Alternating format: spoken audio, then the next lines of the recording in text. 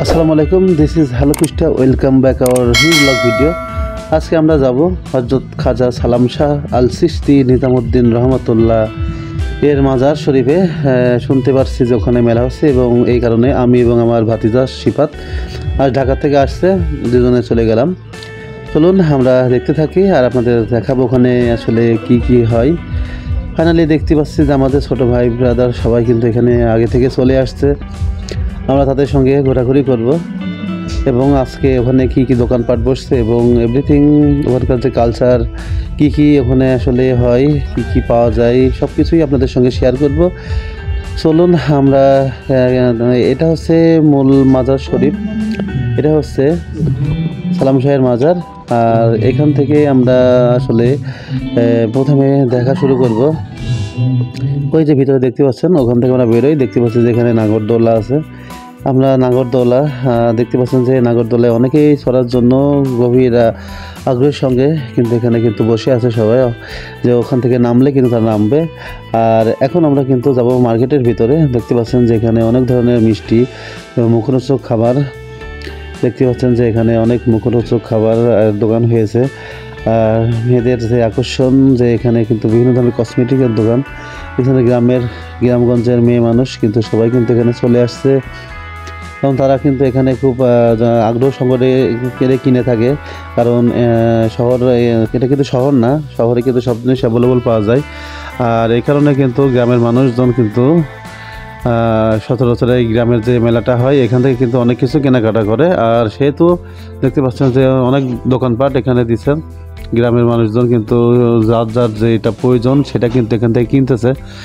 Finally কিন্তু আমরা আপনাদের দেখাচ্ছি যে এখানে আসলে কি কি পাওয়া যায়। ছোটোদের যে খেলনা, টেডি বিয়ার এবং সানগ্লাস, যে কসমেটিক্স, খেলার গাড়ি, এভরিথিং অনেক কিছু পাওয়া যায় এখানে।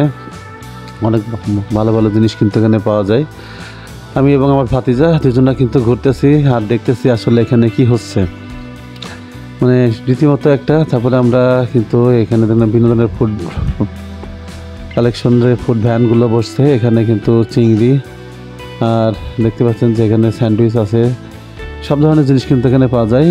আর এখানে কিন্তু অনেকই দাম কম, শহরের চেয়ে কিন্তু এখানে দামটা অনেক কম। সেহেতু আপনারা যারা আসবেন দেখতে পারবেন যে এখানে অনেকগুলো জিনিসপত্র পাওয়া যায়। আর আমি আমার ভাতিজা আসলে বিভিন্ন জিনিস আমরা খাওয়া শুরু করছি। আর এই ফাঁকে আমরা দেখতে থাকবো যে আরও কি কি এখানে আছে। চলুন আমরা যাই দেখি। দেখতে পাচ্ছেন যে সে বিখ্যাত জিলাপি, যেটা অনেক ধরনের ফুল করে জিলাপি, এটা কিন্তু আকর্ষণ, মেলার মাঠের আকর্ষণ কিন্তু এটা। এবং বিভিন্ন ধরনের মুরালি বা খুরমা যেটা মনে করেন সেটাও এখানে পাওয়া যায়। এই আমরা ছোটো ভাই ব্রাদার নিয়ে কিন্তু মেলার মাঠের ভিতরে ঘুরতেছি। এখানে কিন্তু প্রচুর লোক, অনেক লোক কিন্তু এখানে আসছে। ফাইনালি আমরা কিন্তু ঘুরতেছি আর ঘুরতেছি। আর এখানে দেখতে পাচ্ছেন যে নাগরদোলা, এটা কিন্তু মেলার মূল আকর্ষণ। আমরা ছোটোবেলায় দেখতেছি অনেক ধরনের নাগরদোলা কিন্তু। আর এখন কিন্তু সেই নাগরদোলার সঙ্গে লাইটিং অ্যাড হয়েছে। আগে কিন্তু এমনটা কিন্তু ছিল না, আমরা যখন ছোটো ছিলাম তখন কিন্তু এগুলো ছিল না, এভাবে ছিল না। সাদা মাঠে একটা নাগরদোলা আসতো। এখন কিন্তু দিন যত যাচ্ছে সব কিছু আপডেট হচ্ছে, সেহেতু দেখতে পাচ্ছেন যেখানে ঘোড়াও আসছে। এটা আসলে কি আমরা ঢাকাতে শিশু পার্কে যেটা দেখতাম, এখন কিন্তু পার্কই মূলত মেলায় চলে আসছে। দেখছেন বাচ্চারা আসলে কিন্তু গ্রামের আসলে সাধ্যের মধ্যে যতটুকু শোক নেওয়া যায়, কারণ গ্রামের মানুষ কিন্তু আর শহরে কিন্তু খুব একটা যায় না। সেহেতু এখানে দেখতে পাচ্ছেন যে গ্রামের বাচ্চারা সেই স্বাদটা নেওয়ার থেকে কিন্তু তারা বঞ্চিত হচ্ছেন না। সবাই কিন্তু দেখছেন মেলাতে নাগরদোলায় ঘুরতেছে এবং অভিভাবক পাহারা দিচ্ছে এখানে। তারপর দেখেন যে ডাম্পিং, দেখেন বাচ্চারা কিন্তু এখানে লাফালাফি করতেছে। ডিগবাজি দেখছেন যে কি ডিগবাজি দিচ্ছে এখানে ফলাফল, আসলে বিচ্ছু। তারপরে আমরা দেখতে পাচ্ছি এখানে আমরা এখন কিন্তু পেঁয়াজও খাবো এখানে, এই কারণে কিন্তু আসা এখানে কিন্তু স্পেশাল পেঁয়াজু। তারপরে এখানে কিন্তু ব্যাং ট্যাং আছে, মাটির ব্যাং যারা, তারা এখানে দেখতে পাচ্ছেন যে এটা কিন্তু আরেকটা নাগরদোলা। বেশ 3টা নাগরদোলা কিন্তু এখানে আসছে। আর কিন্তু এখানে অনেক লোক, অনেক দর্শক এখানে আছেন নাগরদোলায় ওঠার জন্য। কিন্তু অনেকে অপেক্ষা করছেন যে এখানে আমরা নাগরদোলায় উঠবো। আর আসলে আমি যতটা মানে মনে করছিলাম যে এটা ছোটোখাটো হবে, কিন্তু আসলে কিন্তু অনেক বড়। আমরা এখনও ঘুরতেছি, আর প্রচুর দোকানপাট বসছে এখানে, অনেকগুলো মানুষজন এখানে। আর গ্রামের থেকে কিন্তু বাইরের গ্রামের মানুষজনও কিন্তু এখানে আসছে। দেখতে পাচ্ছেন মিষ্টি, জিলাপি, সব কিছুই কিন্তু এখানে বসছে। তারা এখান থেকে বানাচ্ছে, একদিক দিয়ে বিক্রি করছে, যে এটা মানুষ কিন্তু চোখের সামনে দেখতেছে এবং তারা কিন্তু কিনে খাচ্ছে। দেখছেন যে এখানে এটা হচ্ছে জিলাপির দোকান আর মিষ্টির দোকান এখানে। এখান থেকে কিন্তু আমরা এখন যাব এই সামনে, এটা হচ্ছে আচার।